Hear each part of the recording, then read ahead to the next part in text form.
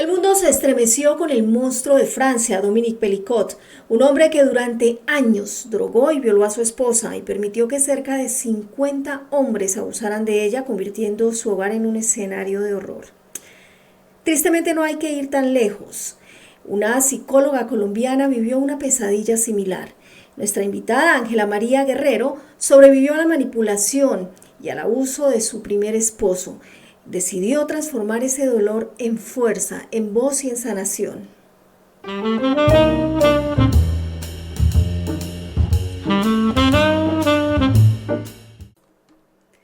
Ángela, bienvenida y gracias por aceptar esta invitación. Me alegra mucho tenerte aquí para escuchar tu testimonio y por supuesto para aprovechar y sacar el mayor fruto que podamos a esa experiencia, y ese conocimiento que tú tienes.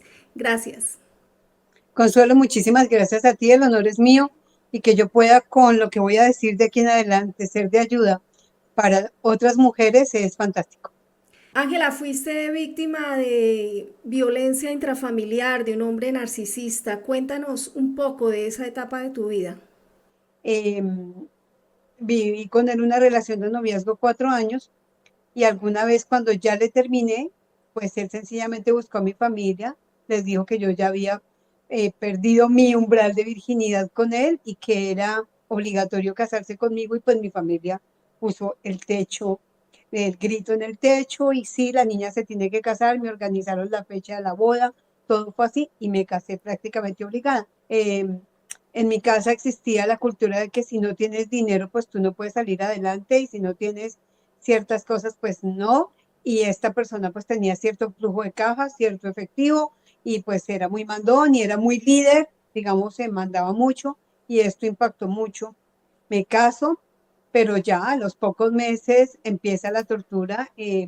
Había una violencia, no era física, pero era psicológica muy fuerte, era una violencia muy soterrada, había gaslighting, o sea, no sé si ustedes conocen del narcisismo un poco, escondía cosas y yo no las encontraba y después yo parecía loca porque no las encontraba y luego volví y las encontraba. Eh, Había una descalificación total de mí. Yo entré enamoradísima de la vida, yo era una niña alegre y cuando yo empiezo con esta persona me fui apocando y la vida se me convirtió en que solamente lo que él dijera era importante. Duramos en una relación de matrimonio así 5 años. Yo no quería pues embarazarme en esas condiciones. Peleábamos 5 días de 7 y los otros 2 días era porque había intimidad y entonces en la intimidad aparentemente se solucionaba todo. Pero hoy que ya soy una mujer adulta, que ya tengo verdadera intimidad con mi actual pareja, me doy cuenta de que eso no era intimidad, de que eso era abuso. Los médicos le dan a uno un medicamento que se llama pregabalina lírica y uno de los efectos sí o sí de esa pregabalina es que te tumba, o sea, te tumba como cuando dopan un elefante. Yo quedaba profunda y descubrí por unas fotos y unos videos en una cámara de nuestro hijo adolescente que esta persona me hacía daño de esa forma como la señora de Francia. El día que me entero de las fotos es porque ese día el medicamento se me había acabado, tenía solamente la mitad de la dosis y yo, curiosamente, él duró varios meses en donde él era el que me controlaba el medicamento, estaba muy pendiente de mis pastillas, él era el que me las reclamaba en la EPS, él era el que si no las daba la EPS las compraba y eran muy costosas y no era un hombre dadivoso, él nunca dio un par de zapatos, nunca nada, todo me lo proveía yo, o sea, él que daba buenos mercados, daba viajes, casa elegante, había un vehículo, pero por ejemplo había una violencia muy sostenida, violencia económica conmigo y era que yo no tenía acceso de su sueldo a comprar un vestido, a comprar maquillaje, toallas higiénicas, aseo personal, porque él decía que eso salía del contrato matrimonial, que eso era obligación mía. Entonces de mi trabajo pues yo me compraba esas cosas, ¿ves? ¿Y tú en Eh, ese momento yo en qué trabajabas? siempre he sido, yo hice psicología, hice fonoaudiología en la Universidad Nacional, entonces siempre he trabajado o en clínicas, en hospitales o haciendo terapia en algunas IPS y en ese momento que sucede ya el problema de Llorente, yo trabajaba en un centro de reconocimiento de conductores, una entidad, una IPS que hace licencias para conducción, hago audiometrías en ese instante. Ven, me queda una duda, este señor, ¿qué hacía con esas fotografías y esos videos? Nena, pues lo que yo te digo, el parecido con la señora de Francia, él dice, yo supongo que deleitarse, según él, cuando yo le reclamé profundamente por estas fotos, él me contestó de una forma muy miedosa, su rostro era distinto, estaba desdibujado. eh, Me contestó que él quería ver a las mujeres por dentro. Es que no te puedo narrar las fotos porque es muy violento, la narrativa es muy violenta, es muy penalizable narrar eso, entonces no me quiero meter en líos jurídicos, ¿no? Pero sí su argumentación en ese momento tenía una fijación conmigo frente a esto, ¿no? Frente a mi genitalidad. Cuando me entero de eso, pues tengo que huir, la palabra es huir, y salir de mi casa sin nada, solo con 2 maletas de ropa y dejar todo atrás. Hijos, esposo, vida, muebles. El proceso de sanación fue muy, muy duro. Sí, tú hablas del tema del narcisismo. Explícanos un poco sobre eso. Sí, yo me volví una maestra en narcisismo porque duré 22 años conviviendo, pero a ver, tengo que aclararte. La pareja que yo tenía, realmente más que diagnóstico narcisista que me diera el médico, el psiquiatra que lo trató antes de separarnos, no fue narcisismo realmente. Lo que pasa es que la enfermedad que él tiene sí lo contiene. Todos tenemos como ciertas fijaciones, pero las fijaciones de un TOC o anancástico, como le llaman en la literatura de la psiquiatría, es que este TOC obliga a que las cosas sean así. Cuando digo obliga, es que obliga a la buena o a la mala. Así tú no quieras, tienes que hacerlo y entonces se vuelve una violencia y ultraviolencia impresionante. Adicional a eso, entonces, ¿qué es el narcisismo? Pues el narcisismo ya está considerado una psicopatología muy grave, no tiene cura. En pandemia se creció exponencialmente y realmente el narcisista es una persona que sabe que es mala, le gusta ser mala, pero se presenta como buena ante la sociedad y escoge una víctima. Por lo general es o su compañera de trabajo o su empleada o la mayoría de los casos su pareja. Puede ser hombre narcisista o mujer narcisista. Y su pareja se convierte en la víctima de la cual extrae toda la sustancia para alimentarse él en su ego, en saber que es la persona más importante, en saber que él es el que pone las reglas, en que todo lo que hace el narcisista es bueno y lo que hace la víctima es malo, hasta que la víctima cree que es cierto. Y Pero eso sucede de manera inconsciente. sí, sí, el narcisista sí es consciente de que está haciendo daño, pero le gusta. La víctima entra en el bucle de la víctima de manera inconsciente, tratando siempre de reparar las cosas, tratando de, me siento culpable, venga, trato de reparar, pero nunca voy a alcanzar a reparar lo que el narcisista está exigiendo. Entonces se vuelve un nunca jamás, nunca acabas, y se vuelve muy desgastante. Casi siempre que yo he entrevistado a mis pacientes con fibromialgia, descubro que la mayoría tienen relaciones narcisistas en sus matrimonios, en su relación. Óyeme, a propósito de la fibromialgia, tú me decías que desafortunadamente por esa situación como que te arrastró, te llevó más rápido a ese diagnóstico. Sí, la fibromialgia es un trípode emocional, es haber tenido una infancia dolorosa, una infancia con una con un problema neurológico o haber pasado por un momento crítico complejo. Luego son personas que son muy ergómanas, muy dadas al trabajo y a no quedarse quietas. Y el tercer punto digamos, de los pilares, digámoslo así, de la fibromialgia es un evento adverso muy dañino que hace que al estar presentes estas 3 cosas, la persona desencadena fibromialgia. Fibromialgia es dolor en la fibra, en el cuerpo. Entonces, los seres humanos tenemos 22 puntos gatillos. Si tú te aprietas aquí, duele más que apretarte en otro lado. Esos puntos gatillos que son dolorosos en la persona con fibromialgia son activos todo el tiempo. Se dice que una persona tiene fibromialgia si tiene 11 puntos gatillos activos. Yo tenía de los 22, 18 activos permanentemente. Desafortunadamente la patología de él iba más allá del narcisismo, entonces una convivencia con él era complicadísima, o sea, era de locos, uno no sabía a qué se iba a tener. Ejemplos, porque algún día yo tengo que escribir este libro. En casa todos sabíamos que cuando él llegaba toda la dinámica se cambiaba. Él era muy de que se tenían que cumplir reglas porque eso hace parte de la psicopatología anancastia. Y él siempre llega él lavaba las manos todo el tiempo, que eso es un toque de los TOC. Y él llegaba de su trabajo, se bajaba de su carro, entraba siempre la misma acción. entraba al baño auxiliar, se lavaba las manos y salía a almorzar y todo tenía que estar perfectamente puesto, todo tenía que estar, ¿sí? Como así en photo finish. O si no, alguna cosa que faltara, había reunión familiar para explicarle por qué eso había fallado. Es que no era el grito, era explíquenme por qué esto está movido de lugar. Entonces, por ejemplo, y era una vaina. Y con él no había posibilidad de ganarle ninguna, o sea, siempre había algún error. Ese día, todos, ay, llegó papá, ¡shoo! Los chinos subían, la empleada en la cocina y yo toda como, es cierto, hola amor, ¿cómo estás? Y él, bien, Como entró al asustada. baño, siempre. Y cuando entró al baño y me dice, Angélica, sí está, porque así se llamaba la empleada, vengan para acá, ¿qué pasó? ¿Por qué la toalla de rayas está puesta en el baño? Y ella, Ay, no, doctor, es que yo la acabo de poner, porque yo le dije, sí está, no hay toalla en el baño, se va a poner bravo. Y ella fue al patio y cogió la primera que encontró y la puso. Y él dijo, ¿por qué está la toalla de rayas si esa se usó la semana pasada y tiene que rotar la lencería? No entiendo por qué. Y nos sentó en la sala a las dos, como 15 minutos para explicarnos la importancia de rotar la ropa. Así era mi vida todos los días. ¿y él a qué se dedicaba?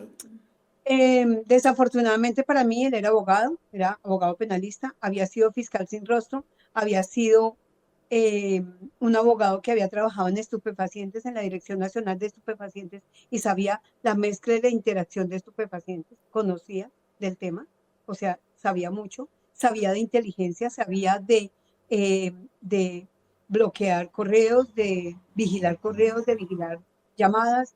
Estuve vigilada todo el tiempo. Después me lo confesó una persona, me dijo, tiene cámaras, mini cámaras por toda la casa, la vigila todo el tiempo. ¿Y tú no sabías? Nunca supe. Después un hijo sí me confirmó, ya cuando me separé me dijo, sí mamá, a él le encanta filmar todo, graba todo. Un error que yo cometí es que en esos 22 años de maltrato yo no confesaba nada. En mi casa mi relación para la gente fue muy duro porque nosotros íbamos a misa todos los días, cogidos de la mano, pero la gente no sabía que 10 minutos antes en el carro había habido una agresión, había habido un insulto, una descalificación, y luego era obligada a pasar a comulgar cogida de la mano a la fuerza. Yo muchas veces pasaba a comulgar llorando y el cura creía que yo era una mujer sensible espiritual y yo iba llorando era porque acaba de ser lastimada en un vehículo. Entonces, estas realidades son muy comunes y las estamos normalizando. Eso hay que cambiarlo, ¿ves? No hay que normalizar ninguna descalificación, ningún empujón, ningún grito de parte y parte. Una pareja debe tener tres pilares: respeto, admiración por el otro y comunicación. Cuando alguna de esas falla, no hay relación. Después un día yo descubrí que yo había sufrido violencia sexual, violencia económica, violencia religiosa, violencia física, porque también tuve violencia física en el año 2006. Tuve un evento en el carro, me arrastró en el carro, yo me iba a subir y él arrancó y yo no me había subido y quedé por fuera del carro y el cinturón mío se me enredó en el pie porque era un cinturón que estaba laxo, que no se devolvía, ya estaba viejito y se me enredó el pie izquierdo y él arrancó y yo quedé por fuera y agarrada del pie, ¿Y qué hizo él? furioso, que yo era una bruta, que yo no me había subido a tiempo y que ese era mi problema.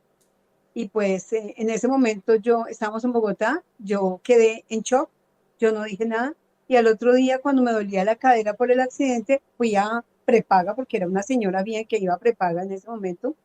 La doctora, me acuerdo tanto, la doctora Di Domenico en Villavicencio me dijo, ¿cómo fue el accidente? Entonces yo le narré, que es que mi esposo por error arrancó y me dijo, ¿y emocionalmente cómo te sientes?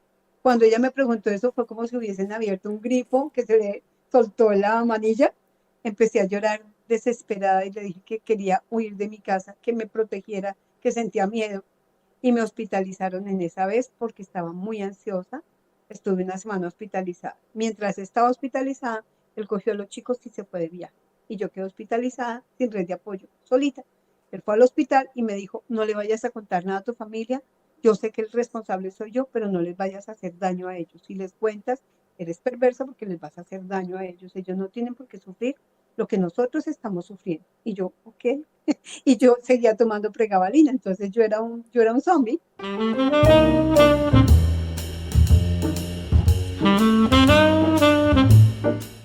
Pero mira que se habla mucho del maltrato intrafamiliar en familias vulnerables, de estratos uno, 2, quizás por el tema educativo, por la cultura, por las necesidades económicas. Bueno, digamos que se trata de disfrazar todas estas situaciones y de, entre comillas, justificar que nunca debe ser así este tipo de situaciones en estas familias. Pero fíjate que tú me estás diciendo vivías en un estrato 6, tenías todas las comodidades, medicina prepagada, personas que Viajes, te servían, bueno, todas las comodidades que quieras, pero mira el tipo de vida que estabas llevando. sí. Y desafortunadamente, y lo digo con pena, pero arriesgadamente digo que muchas mujeres que somos víctimas de narcisismo, somos tan víctimas y tan alienadas ya que terminamos vendiéndonos a nuestro depredador. Nos vendemos como venderse una trabajadora sexual. Nos vendemos porque no queremos dejar el carro, no queremos dejar el estatus, el confort y preferimos que ser destazadas, nuestra carne, nuestra alma, nuestra materia, nuestra conciencia, nuestra energía expuesta por el depredador y él hace lo que quiera con tal de no perder la camioneta o no perder el club o no perder el viaje. Es así. Y yo desafortunadamente encuentro muchas mujeres en mi consulta, pacientes mías ahora, que viven esa realidad y muchas estoicamente lo dicen, no, doc, yo prefiero seguir así porque yo no voy a soltar todo el ganado que está a mi nombre, por ejemplo. Entonces prefieren hacerlo así, desafortunadamente. ¿Cómo se puede Sí, convivir de esa manera y en qué momento se puede identificar cuáles son los límites? sí, mira, cada persona tiene sus propios límites. Mi límite era que desde niña yo le tenía pánico al abuso sexual. Entonces yo podía pensar que mi pareja podía ser gruñón, gritón, descalificador, ¿cierto? Yo podía pensar que eso era parte de su personalidad, pero jamás, jamás pensar que fuera a abusar de mí, ¿cierto? Él era mi lugar seguro, aunque fuera una persona que me agredía. Ángela, ¿y cómo fue ese salto precisamente después de toda esa situación tan fuerte, tan turbia? ¿Cómo tuviste fuerzas para decir por aquí arranco y empezar con toda esa vida profesional que por fortuna ha sido muy exitosa en este momento? Lideras ese espacio ABAT, tienes consulta externa, tienes bastante trabajo y digamos que has ganado un prestigio en tu profesión, has ganado un espacio. ¿Cómo se dio ese proceso para llegar ahí teniendo en cuenta ese pasado tan complejo, tan difícil? Mira, hay un pasaje bíblico de Jesús que dice, mujer, no llores. Y ese mujer, no llores es que yo me tomé mucho de la mano de Cristo, de Dios. Y yo sentía que si no era con Él, era con ninguno. Y atravesar, mira, ir cogida de la mano de Dios, y esto no lo digo como religiosa o de ninguna adherencia religiosa, si uno tiene algo más grande que lo sostiene a uno, ese misterio allá arriba que lo sostiene a uno puede cruzar bosques oscuros y densos porque sabe que va cogida de la mano de algo cierto. Y yo atravesé ese bosque de la mano de Dios y él me iba dando como las relaciones, incluso ya viví la noche oscura del alma. No sé si sabes qué es eso. Es ese día en que tú ya no quieres ni Dios siquiera. El día que tú ya peleas con Dios, ese día es maravilloso porque entonces él dice, no quiere nada conmigo, venga, le muestro lo que es estar conmigo. Entonces es muy interesante y es eso. Yo, si tú me dices cómo logré salir de ahí, pues sí, con mucho estoicismo, mucha entereza, pero Dios estuvo ahí para ponerme la gente apropiada. Aprendí a estudiar mindfulness, aprendí a estudiar sanación pránica, soy una maestra en sanación pránica, me va muy bien en sanación pránica, tengo un éxito con esta experiencia de sanación en espacio Abad precisamente por esa acumulación de conocimientos que tengo alrededor y de experiencias alrededor de la terapia alternativa. Entonces, lo que iba estudiando me lo iba aplicando. Yo era la primer paciente y si funcionaba en mí, tenía que funcionar en otro. Entonces empieza esta observación plena y a mí me ayudó mucho. Mira, ¿qué me curó la fibromialgia? Mindfulness. Con mindfulness fui dejando la pregabalina, fui dejando la lírica, los, eh, los, eh, eh, los medicamentos neuromoduladores que llaman para el dolor. Y hoy en día yo no consumo absolutamente ningún medicamento para el dolor, solamente hago mindfulness. A veces tengo picos de dolor muy chiquitos, Para mí una crisis de fibromialgia podía durar 4 o 5 días. Hoy en día dura 2 horas máximo. Bueno, Ángela, ya saliendo de ahí, ¿qué tan complejo fue retomar tu vida ya de manera independiente, ya valiéndose por sí misma, alejada de esas comodidades, pero también de esos maltratos? Pues es una dualidad, ¿sabes? Al comienzo es una dicotomía, digo yo, porque eh, se genera un estrés postraumático tenaz, o sea, uno puede dormir ya, pero los días son raros. Yo recuerdo un evento que es hasta chistoso. Yo como era ama de casa y tenía que hacer mercado, la primera semana que ya estaba fuera de mi casa, sin llaves de mi casa, viviendo en la casa de una amiga, durmiendo en la casa de otra, mientras me organizaba a ver qué iba a hacer con mi vida, un día yo me quedé con mi carro. eh, Esa fue la única cosa que me quedó en ese momento. Después tuve que pelear por más bienes y logré algo. Entonces, recuerdo que ese primer mercado que yo fui a hacer, en Villavicencio hay un supermercado dentro de un centro comercial, Villacentro, y yo llego allí a hacer mercado y estaban vendiendo en promoción bulto de naranja.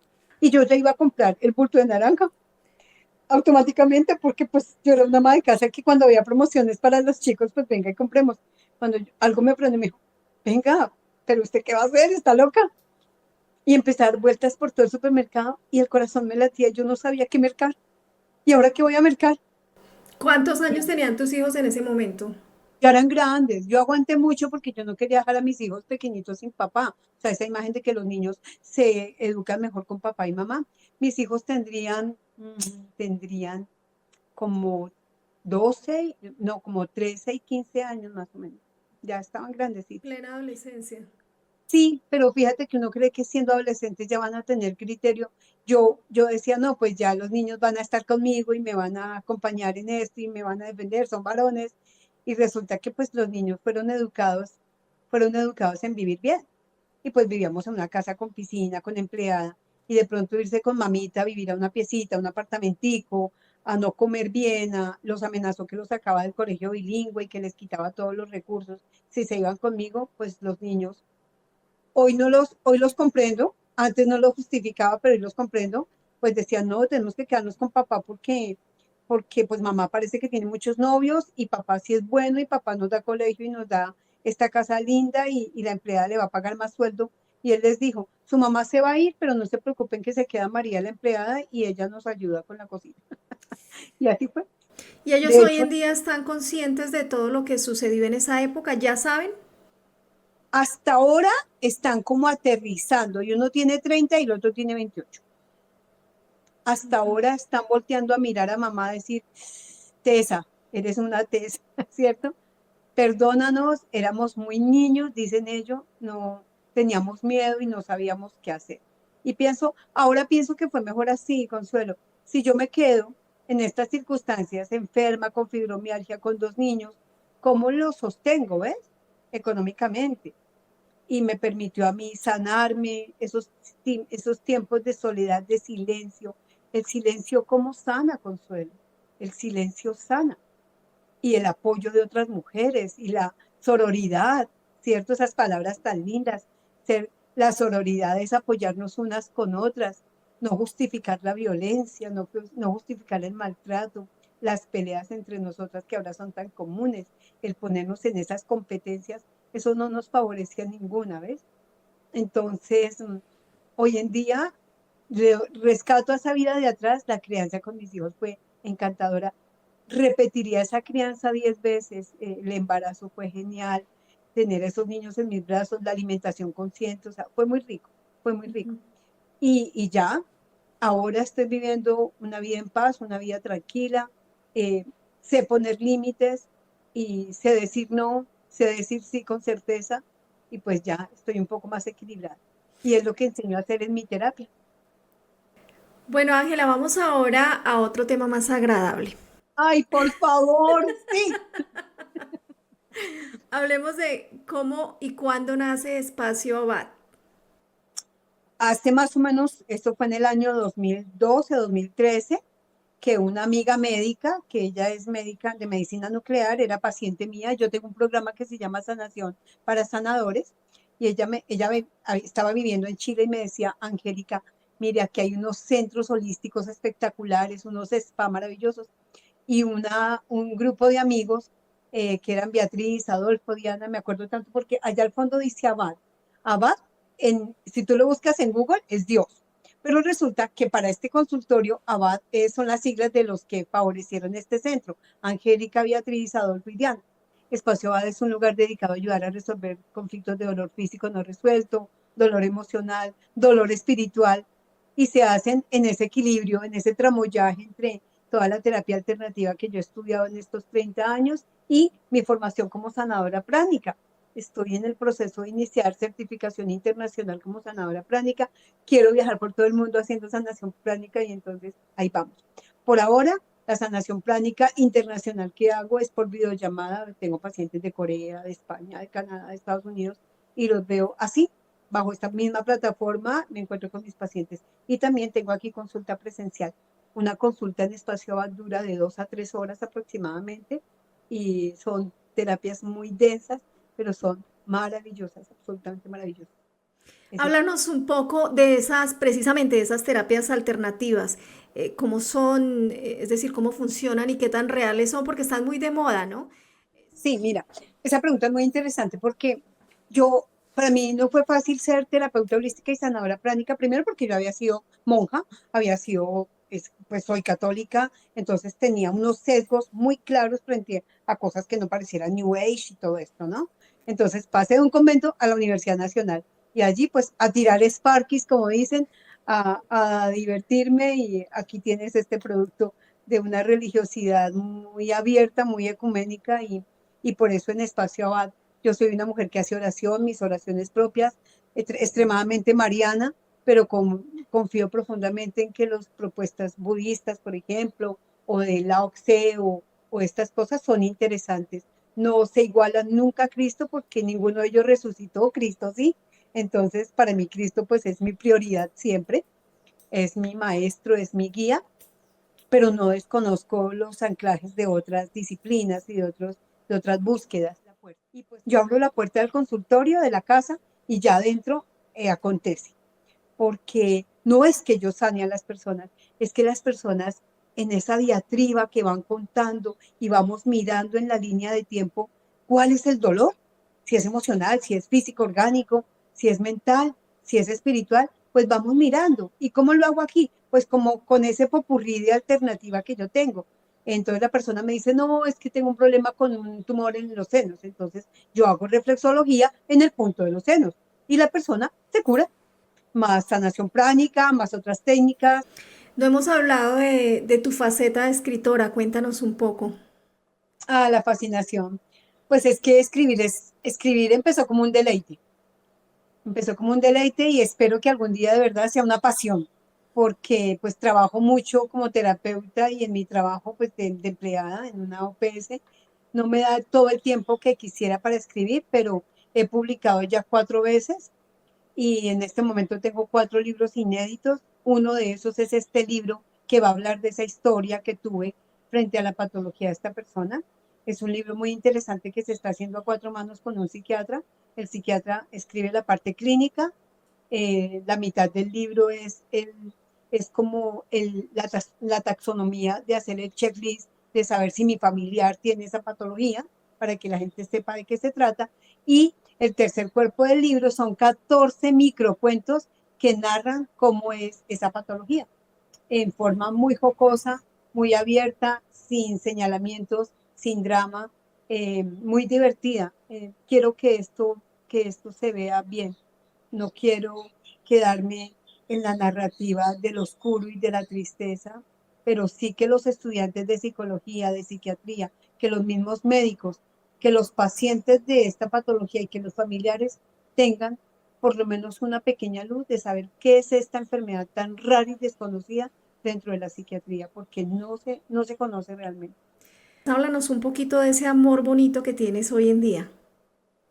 Pues Gao, mi negro, él es una persona de papá, el papá era del Valle del Cauca y la mamá era santanderiana, entonces él es un chocolatico, pero con todo lo demás es negro, menos la piel.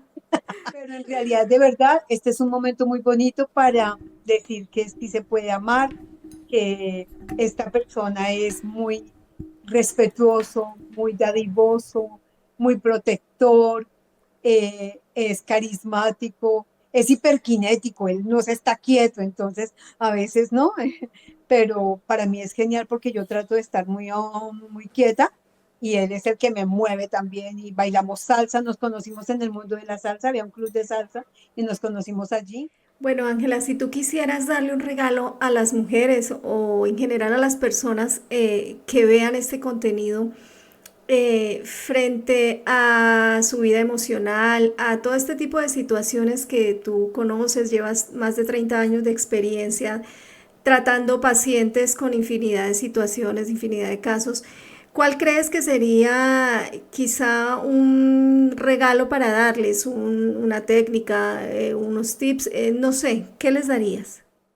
Mira, sencillo, yo les dije, yo me curé o yo fui curada por el mindfulness. Cuando en el año 2012 yo aún tomaba pregabalina, tenía dolor emocional, dolor físico, yo fui haciendo una entronización, una inmersión en mindfulness, pero seriamente, rigurosamente, leer libros, ver videos, hacer mindfulness al levantarme durante el día, al acostarme, y empecé a darme cuenta que estaba haciendo reparación celular. Aprendan mindfulness, estudien mindfulness y hagan procesos de autogestión de su sanación. Se puede sanar, de verdad que se puede. Bueno, Ángela, digamos que tuviéramos una cápsula del tiempo. ¿Cuál sería ese mensaje que tú quisieras dejarle a la Ángela del futuro cuando quizá no estemos ya? ¿Qué le dirías? ¿Qué te gustaría que ella escuchara? Uy, qué pregunta tan interesante. Eh, Nena, lo hiciste bien. Ya, no es más. Lo hiciste bien. Bueno, Ángela, pues te agradezco muchísimo haber estado aquí en Calladitas No Somos Más Bonitas. Por favor, déjanos tus redes sociales, dónde queda Espacio Abad, dónde te pueden contactar. Bien, a ti muchísimas gracias, encantada, un poco asustada porque di información que jamás había dado. Espero que Dios moldee esto y llegue específicamente a los oídos y a los corazones que necesitan escuchar esto para que les dé el empujoncito y la fuerza para salir adelante. Espacio Abad es un lugar que queda en Villavicencio. eh, en las redes pueden encontrarlo como Abad Espacio. Pueden encontrar Espacio Abad con este logo allá rosadito. Y pues nada, no sé si te doy el número o Sí, después tú lo claro. publicas. El número de Espacio Abad para solicitar cita previa solamente por WhatsApp, 312-522-0270. A nivel nacional, mundial, atiendo por videollamada también. Ok, gracias. Gracias a ti.